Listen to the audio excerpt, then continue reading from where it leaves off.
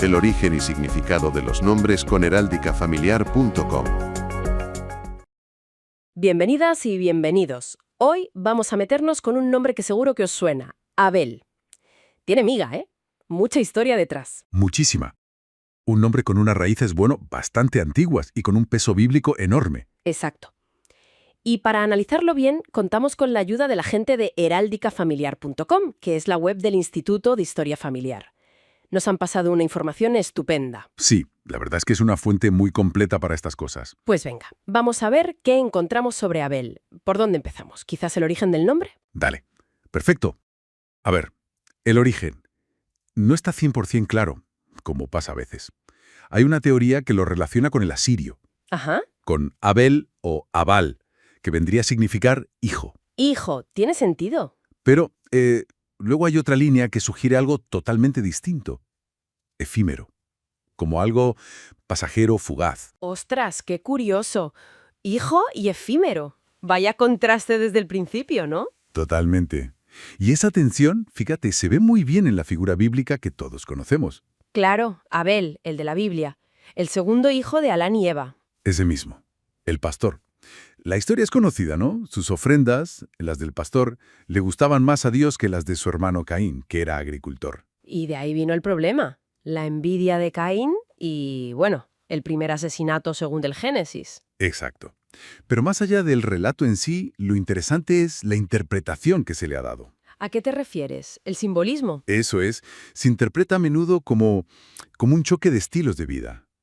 Abel sería el nómada, el pastor. Y en la tradición israelita antigua, pues, esa vida se veía como más auténtica, más cercana a Dios. Ya. Frente a Caín, el agricultor, el sedentario, más pegado a la tierra, a lo material, digamos. Entiendo. O sea, como una especie de alegoría sobre la vida nómada frente a la sedentaria. ¡Qué fuerte! Sí, tiene esa carga.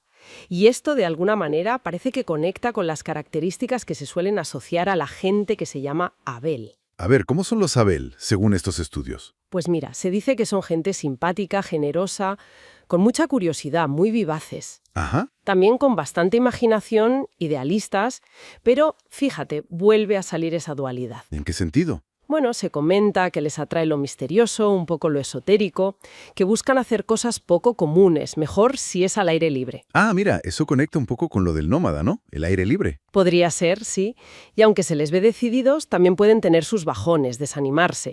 Eso sí, parece que se recuperan rápido. Qué curioso. Idealismo y bajones, decisión y atracción por lo oculto. ¿Sigue esa tensión? Exacto. Y bueno, para los que también estén interesados en este tipo de datos, se asocian otros elementos. ¿Cómo qué? Pues el número de la suerte sería el 5, el día de la semana, el miércoles, y la flor, la magnolia, que simboliza la nobleza, la perseverancia. Detalles curiosos que le dan más color al nombre. Oye, toda esta información tan detallada viene de la investigación de heráldicafamiliar.com, ¿verdad? Sí, como decías, del Instituto de Historia Familiar. Tienen unas láminas personalizadas muy chulas con todo esto. El origen, la historia, el carácter. Qué bien. Dejaremos un enlace en la descripción por si alguien quiere echar un vistazo o conseguir la suya. Y ojo, que no solo hacen de nombres, ¿eh? También tienen láminas con la historia y el origen de los apellidos. Es una web muy completa para investigar las raíces familiares. Muy interesante. Sí, señor. Bueno, y para terminar con los datos básicos, la onomástica. ¿Cuándo celebran su santo los Abel? Pues tienen dos fechas, el 25 de marzo y el 28 de diciembre. ¿Y variantes del nombre? Hay muchas. No demasiadas. En italiano es Abele, pero aquí en España, tanto en castellano como en catalán y euskera, se mantiene como Abel. Muy bien. Entonces, resumiendo un poco, origen quizá asirio con doble significado, una historia bíblica potentísima, Ujú. con ese simbolismo del nómada frente al sedentario, y un carácter asociado lleno de contrastes interesantes.